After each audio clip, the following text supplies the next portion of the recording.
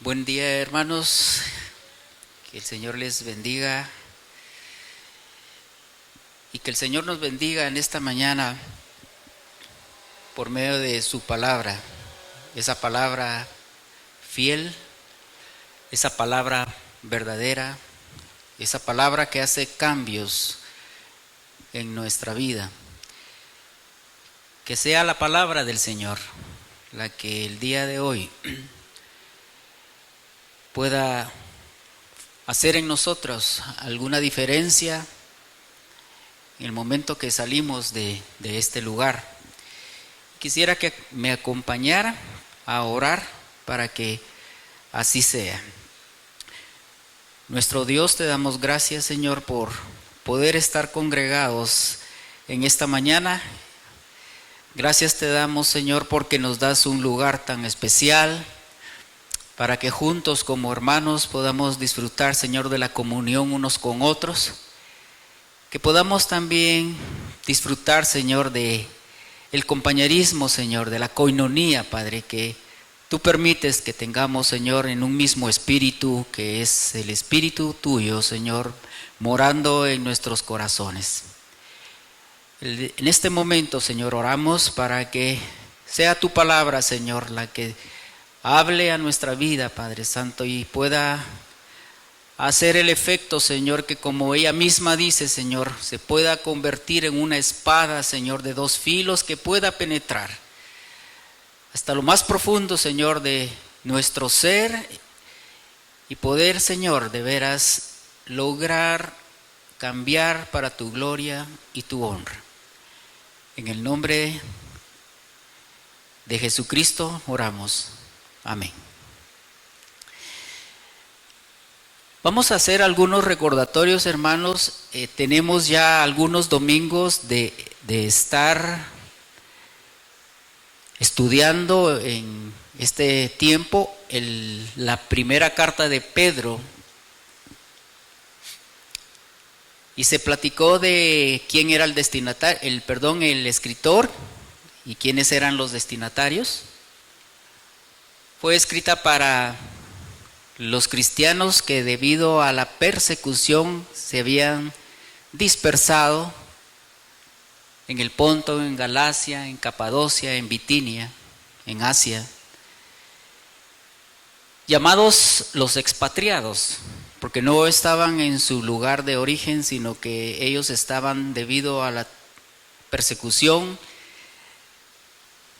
Nos recordaron también que en ese momento Roma estaba siendo gobernada por un gobernador tirano, Nerón.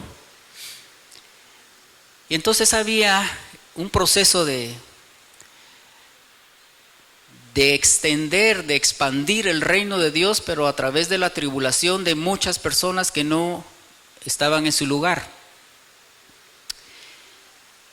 El domingo pasado, el hermano Luis Gómez nos hablaba de que, viendo el capítulo 1, había un tema muy importante que, si recibieron el boletín y para los que estuvieron aquí, nos hablaba de que había una esperanza viva, que todos los que habíamos sido regenerados o hemos sido regenerados podemos gozar de esta esperanza viva, que podemos renacer en esa esperanza y que esa esperanza sencillamente es la esperanza que tenemos en Jesucristo.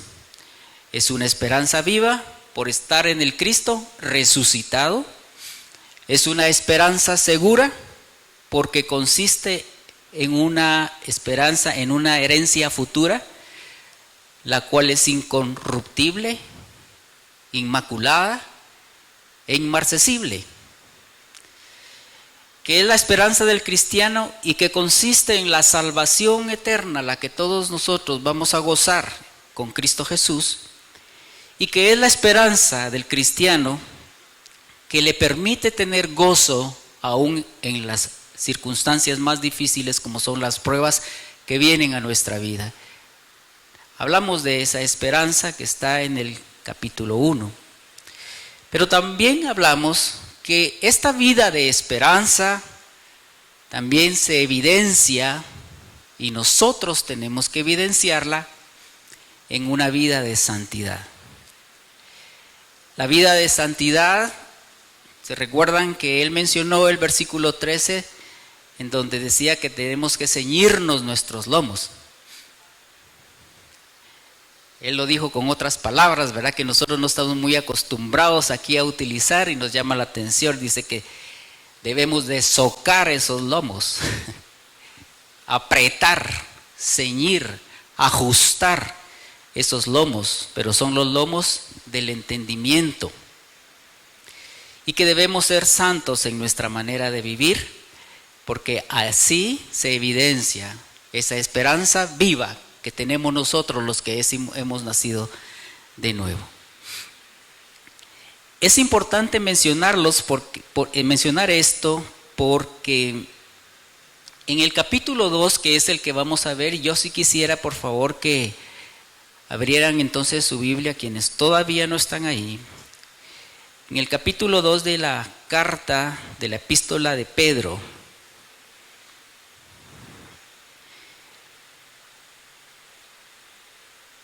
Y vamos a tomarnos unos minutos nada más, porque sí quiero que leamos directamente de la palabra. Yo tengo la versión Reina Valera 60. Versículo 1 dice: desechando pues toda malicia, todo engaño, hipocresía, envidias y todas las detracciones, desead como niños recién nacidos la leche espiritual no adulterada, para que por ella crezcáis para salvación, si es que habéis gustado la benignidad del Señor. Acercándoos a Él, piedra viva, desechada ciertamente por los hombres, mas para Dios escogida y preciosa. Vosotros también, como piedras vivas, sed edificados como casa espiritual y sacerdocio santo, para ofrecer sacrificios espirituales aceptables a Dios por medio de Jesucristo.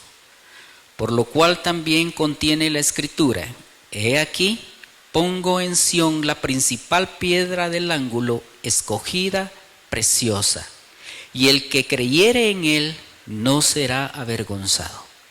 Para vosotros, pues, los que creéis, él es precioso, pero para los que no creen, la piedra que los edificadores desecharon ha venido a ser la cabeza del ángulo y piedra de tropiezo y roca que hace caer. Porque tropiezan en la palabra siendo desobedientes, a lo cual fueron también destinados.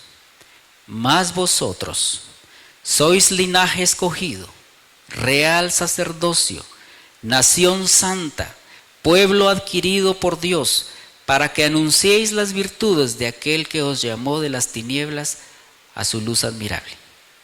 Vosotros que en otro tiempo no erais pueblo, pero que ahora sois pueblo de Dios, que en otro tiempo no habíais alcanzado misericordia, pero ahora habéis alcanzado misericordia. Hasta este versículo vamos a leer. Inicia el capítulo 2 indicando, desechando pues, dejando a un lado, quitando de en medio toda malicia, todo engaño, hipocresía, envidias y todas las detracciones y difamaciones. Miren esta lista que está escrita aquí. Entonces me tomé un poquito de tiempo porque era importante ver, porque me llamó la atención algo que se los voy a explicar, qué significaba cada uno de estos términos. Y encontré en un diccionario bíblico que malicia literalmente es un mal corazón. Malicia es un mal corazón. Son las malas intenciones de nuestro corazón, las cosas que nadie puede ver más que solo Dios. Ninguno de ustedes puede saber cuánta malicia en este momento hay en mi corazón, porque solamente Dios puede saberlo, porque es algo que hay interno, que lo puedo esconder muy bien. A eso se refiere Pedro cuando dice desechen esa malicia. Sigue diciendo, todo engaño. Engaño es que esconde los motivos verdaderos de nuestras acciones. Qué interesante, hermanos, esto. Lograr esconder los motivos verdaderos de nuestras acciones. ¿Quién puede saber cuando yo me acerco a alguno de ustedes cuáles son mis verdaderos motivos? Es difícil. Solamente Dios puede saberlos. Entonces eso es. Y uno de los ejemplos lo tenemos nosotros cuando se le acercan los fariseos y los escribas a Jesús, cuando le preguntan sobre de quién es la imagen que tienen en la moneda. Y dice la escritura, y acechándole enviaron espías para que se simulasen justos, para que se hicieran, ¿verdad? Para que engañaran a Jesús. Se simularon ser justos a fin de sorprenderle en alguna palabra para entregarle. Ellos fueron con engaño. Se simularon justos para engañarlo, aparentemente. Significa esa palabra engaño. Pero también dice hipocresía. Hipocresía que finge una rectitud no sentida. Y tal vez esta es la que más me pega a mí, ¿verdad? Que finge una rectitud no sentida. Que finge una rectitud que no tengo. Que finge una rectitud que no soy. Y esto es hipocresía, hermanos. Y la palabra nos dice que desechemos también esa hipocresía. Cuando les dice, ay de vosotros, escribas y fariseos hipócritas, Jesús les habla también a los líderes del tiempo, a los judíos, porque sois semejantes a sepulcros blanqueados que por fuera a la verdad se muestran hermosos, mas por dentro están llenos de huesos de muertos y de toda inmundicia. Qué horrible, qué feo, pero ¿cómo están por fuera? Hermosos. A veces podemos aparentar estar bien, estar lindos, pero tal vez por dentro, ojalá que no, estemos llenos de huesos muertos y de toda inmundicia. La lista sigue y dice envidias. La envidia es la tristeza y el pesar por el bien ajeno. Fíjense, tristeza y pesar por el bien que usted puede tener y que yo no tengo. Me siento triste y me pesa de que usted tenga lo que yo no tengo. No me alegro con usted. Me siento envidioso porque usted tiene más cosas o tiene algo que yo he deseado y que no puedo tener. Tengo envidia en mi corazón. Y eso tampoco lo puedo exponer así tan fácilmente. No es algo obvio en mi vida, ¿verdad? El corazón apacible, dice Proverbios, es vida de la carne, mas la envidia es carcoma de los huesos. La envidia puede llegar hasta un punto en que puede empezar a carcomer nuestros huesos. Y termina esta lista con el último calificativo que dice detracciones. ¿Qué significa detracciones? Difamaciones o murmuraciones. Cuando perjudican a otro con el fin de prosperar a uno mismo. Cuando yo empiezo a hablar y empiezo a sacar lo que yo tengo adentro para perjudicar a otra persona, llámese hermano en la fe, llámese familiar, llámese compañero de trabajo, llámese compañero de estudios, no importa. Yo empiezo a sacar aquella cosa que empieza a salir. Y lo único que tengo en la intención de mi corazón es perjudicar a esa persona. Ahí estoy difamando, ahí estoy murmurando. La Escritura dice, hermanos, no murmuréis los unos de los otros. El que murmura del hermano y juzga a su hermano,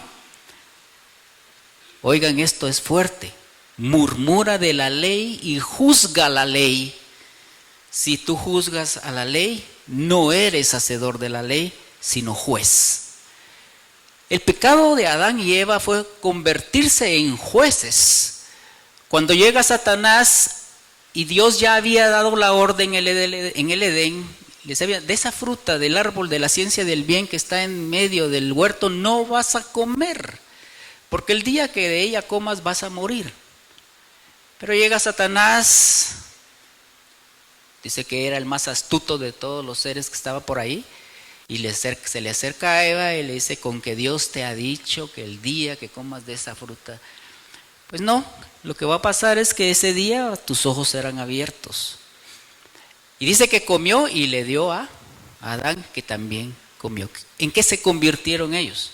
Se convirtieron en jueces entre Dios y Satanás. Dice, yo le voy a hacer más caso a Satanás porque sí creo que mis ojos se van a abrir cuando coma esta. Juzgaron que Dios no estaba diciendo la verdad. Y esto es lo que puede pasar. Cuando juzgamos, nosotros nos convertimos en jueces, cuando murmuramos de los demás. Este tipo de calificativos a los cuales Pedro les dice a los expatriados, desechen todo esto, ¿verdad? Es porque hay cosas en nuestro corazón, hermanos, como este tipo de cosas, ¿verdad? Que ni siquiera nosotros nos damos cuenta. Debido a que dice la palabra que el corazón es engañoso,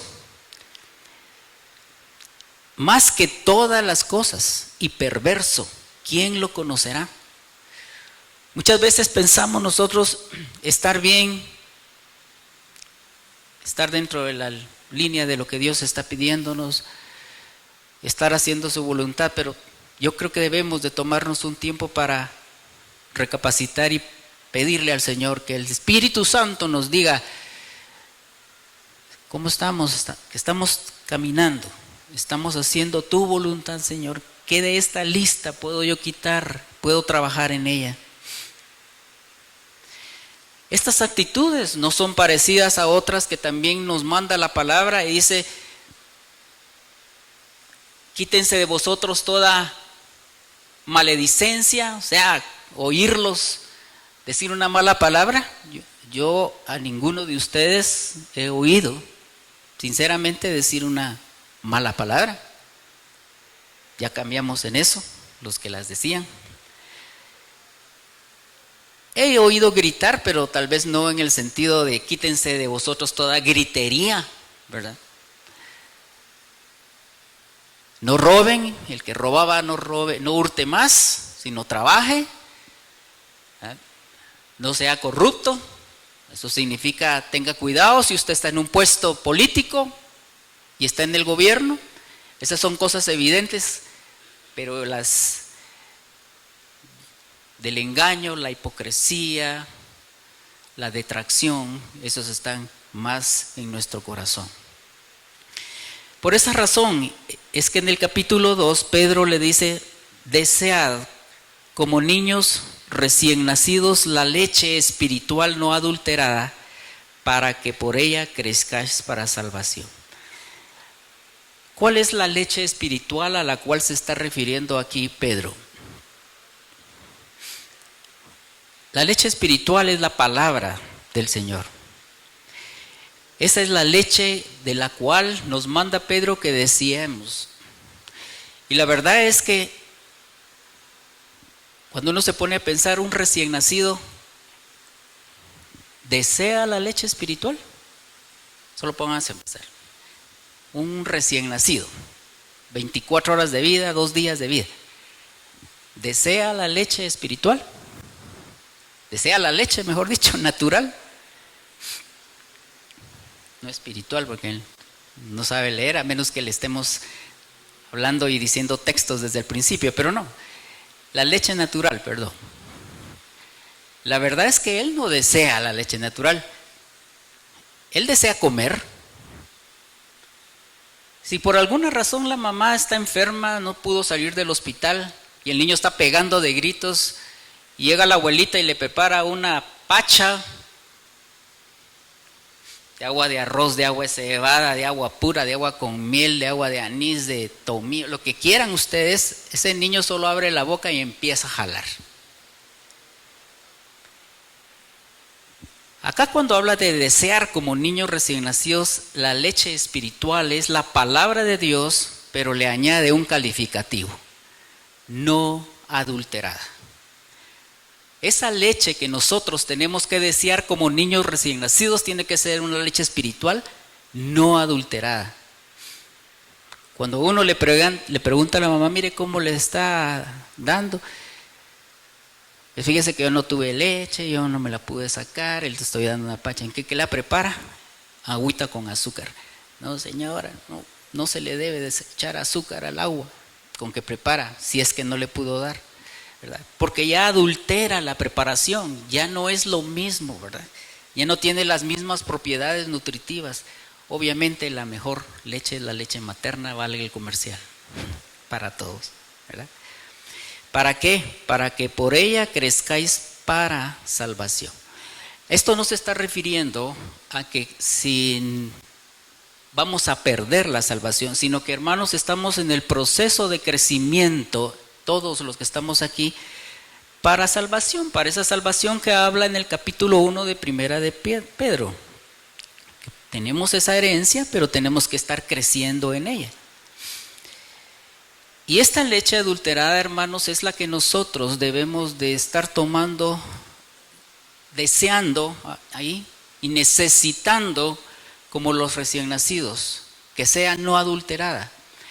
Yo entiendo, hermanos, que todos nosotros actualmente en nuestro carro, ahora con tanta tráfico que tenemos que hacer, o en la casa o en algún lugar en donde tenemos que hacer tiempo, podemos estar escuchando, y qué bueno si estamos escuchando algún tipo de mensaje, algún tipo de prédica en donde la palabra está siendo explicada, pero puede ser, hermanos, que lleve algo que no la haga ser pura.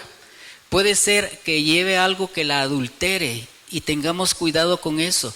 Hermanos, Guatemala es un país en donde se ha medido cuántos lectores, cuánta lectura tiene, y saben que es uno de los más bajos. Es uno de los más bajos en cuanto a lectura. Ustedes van a un país como Canadá, por ejemplo, o con un país europeo, y ustedes no ven a la gente con el celular. La gente está con sus libros en las paradas de camioneta leyendo un libro. ¿Por qué? Porque no leemos, pero acá no se refiere tanto a eso. Es importante, pero lo que se refiere aquí es que tenemos que leer directamente de la palabra del Señor. Que Dios, a través de la lectura, hermanos, de la palabra que tenemos que tener como desear como niños recién nacidos, que esa palabra nos hable directamente a nosotros y que no vaya a ser adulterada.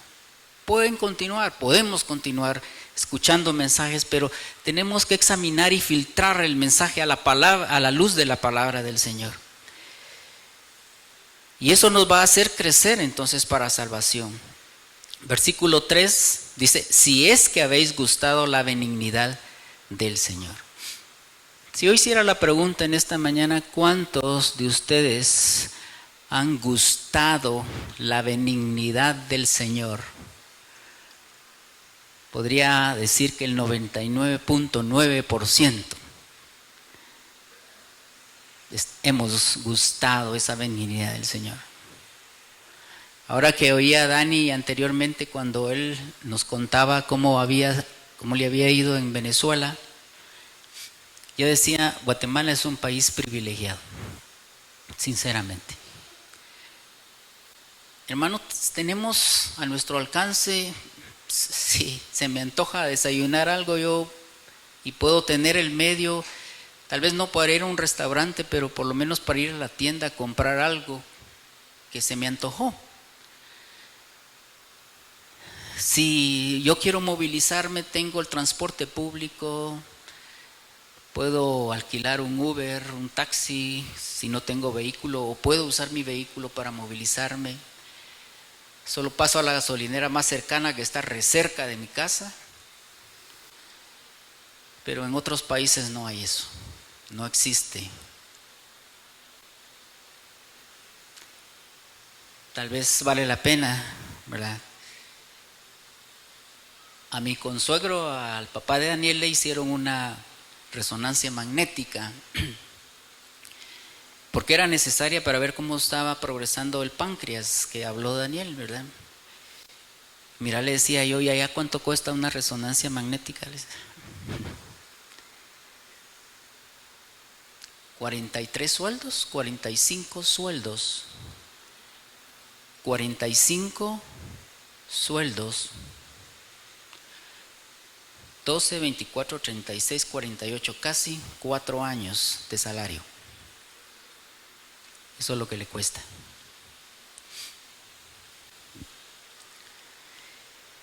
Dios ha sido bueno, hermanos, con nosotros y hemos degustado la benignidad del Señor. Proverbios nos dice: gustad y ved que es bueno Jehová, dichoso el hombre que confía en él. Bueno es Jehová. Y así como estamos en ese crecimiento, entonces el siguiente paso es acercarnos a la piedra viva. La piedra viva, Jesucristo, el Hijo de Dios, el Señor, la roca eterna. Esta es la piedra que desecharon los hombres, pero para Dios escogida y preciosa.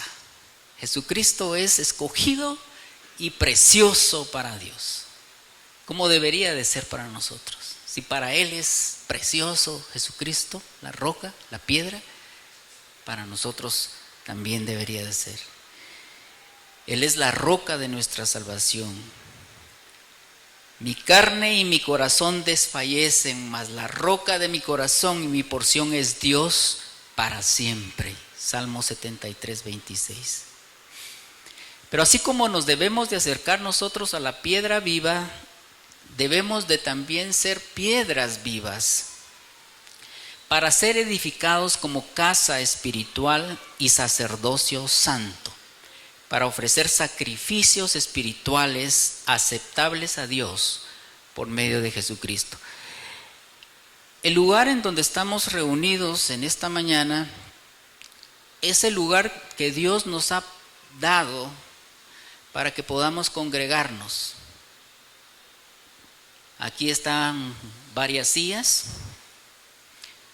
pero cada uno de ustedes, hermanos, es la piedra viva. Cada uno de nosotros somos la piedra viva, la cual debe de ser edificada. ¿Para qué? Para ofrecer sacrificios espirituales aceptables a Dios por medio de Jesucristo.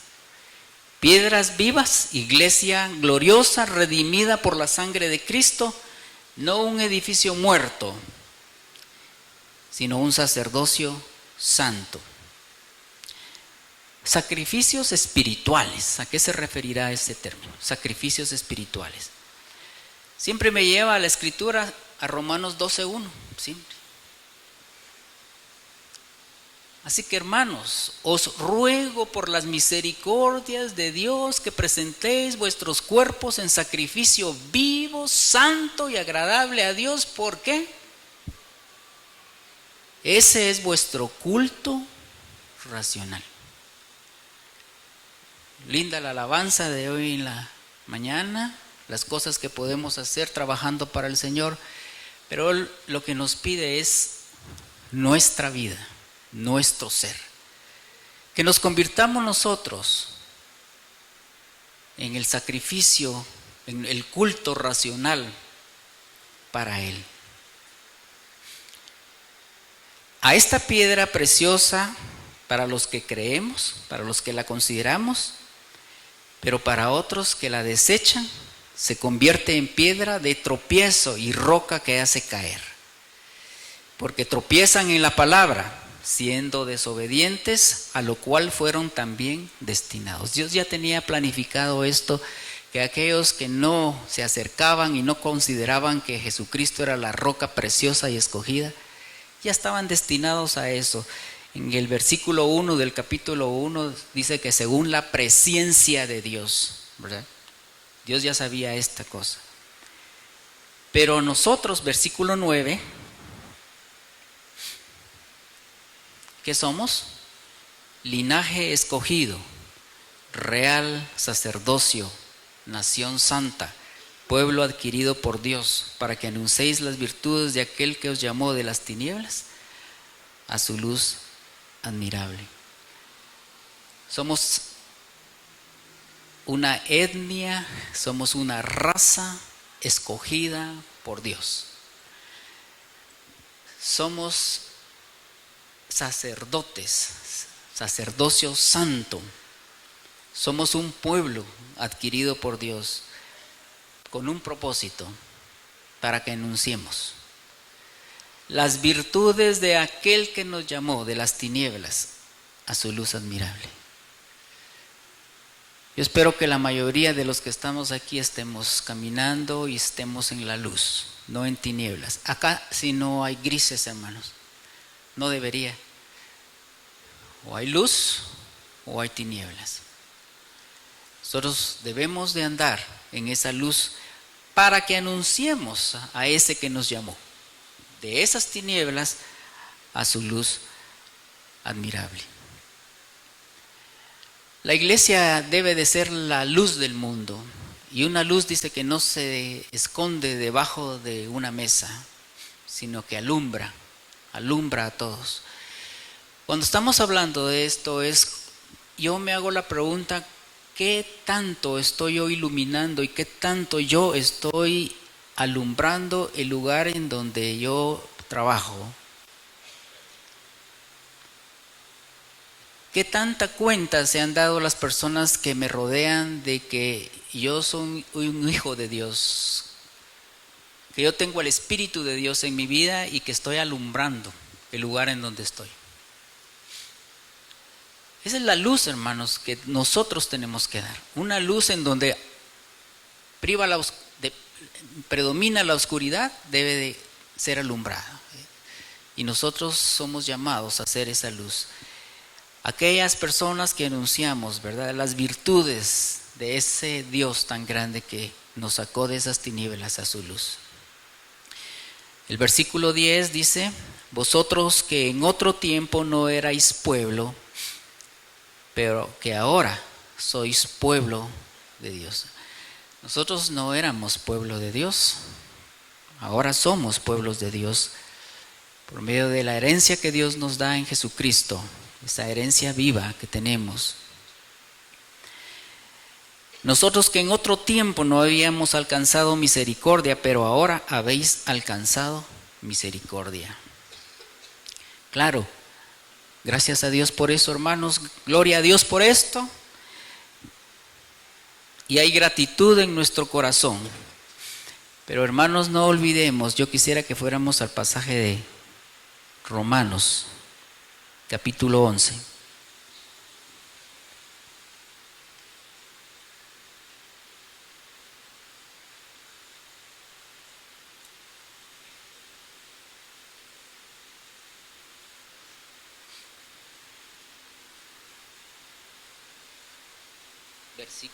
Versículo 11. Fíjense dónde estamos para que no nos vayamos a perder. Dice: nosotros, los que no éramos pueblo, ahora somos pueblo, y los que no habíamos alcanzado misericordia, ahora hemos alcanzado misericordia. ¿Qué dice el versículo 11, capítulo 11, versículo 11? Dice: digo pues, ¿han tropezado los de Israel para que cayesen? En ninguna manera, pero por su transgresión vino la salvación a los gentiles. ¿Por qué vino la salvación a nosotros? Por la transgresión del pueblo de Dios. ¿Para qué? Para provocarles a celos a ellos. Y si su transgresión es la riqueza del mundo y su defección la riqueza de los gentiles, ¿cuánto más su plena restauración? Porque a vosotros hablo, gentiles, por cuanto yo soy apóstol a los gentiles, honro mi ministerio.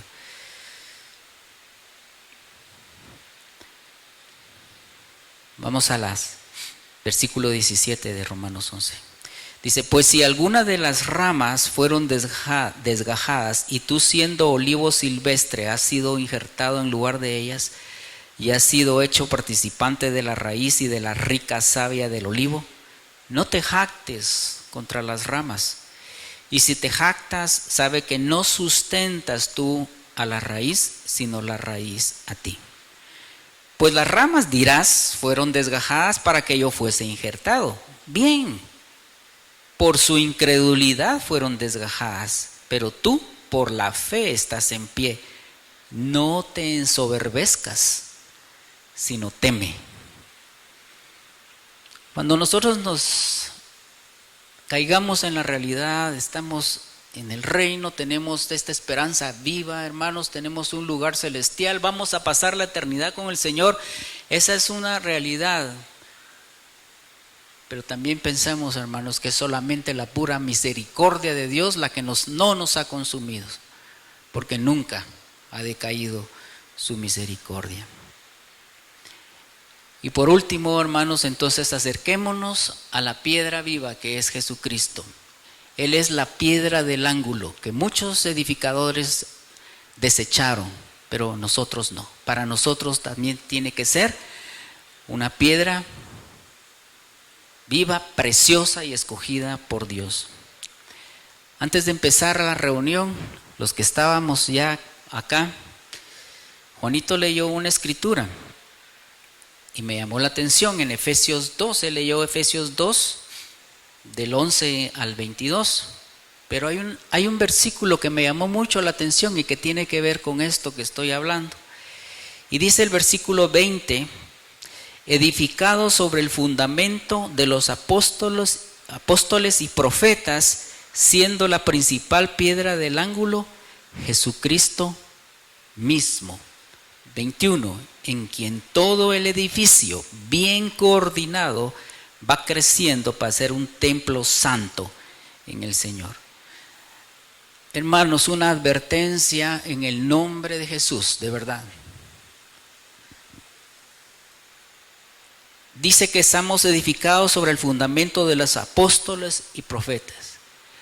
Pero muchas iglesias locales están edificando ese fundamento únicamente sobre los apóstoles y sobre los profetas, pero no toman en cuenta lo que sigue, siendo la principal piedra del ángulo Jesucristo mismo. Si Jesucristo no es la piedra del ángulo de la iglesia, no se puede construir nada, hermanos, no se puede. La piedra del ángulo es lo que sostiene a todo el edificio. No podemos nosotros estar edificados solamente en profetas y en apóstoles. Y esto lo digo, hermanos, porque muchas personas están llegando, se están yendo, están siendo atraídas a este tipo de doctrina en donde hay apóstoles, hay profetas, hay doctores, pero Jesucristo no está siendo la piedra angular. Que Dios nos libre, hermanos, que Dios nos guarde de caer en esta falsa doctrina si no tenemos a Jesucristo como la piedra del ángulo. Vamos a orar. Padre, gracias te damos, Señor, por Jesucristo, porque es una piedra preciosa y escogida por ti, Señor, la cual fue desechado por muchos, pero para nosotros también, Señor, preciosa y escogida. Te damos gracias y pedimos, Señor, que nos podamos acercar a Él día a día, Señor, a través del desear la leche espiritual no adulterada, Señor, para que podamos crecer espiritualmente, Señor, en nuestra vida, para la salvación que ya nos preparaste, Señor, a nosotros. Te damos gracias por tu palabra, Señor, porque de veras es la luz, Señor, y es la lumbrera a nuestro camino. Y es la palabra, Señor, quien nos va a llevar, Señor, ante tu presencia. Permítenos, por favor, Dios, que podamos necesitar todos los días, Señor, leer tu palabra, Señor, reflexionar en ella, Señor, y sobre todo vivirla, ponerla en práctica. Gracias te damos por este tiempo, en el nombre de Jesús. Amén.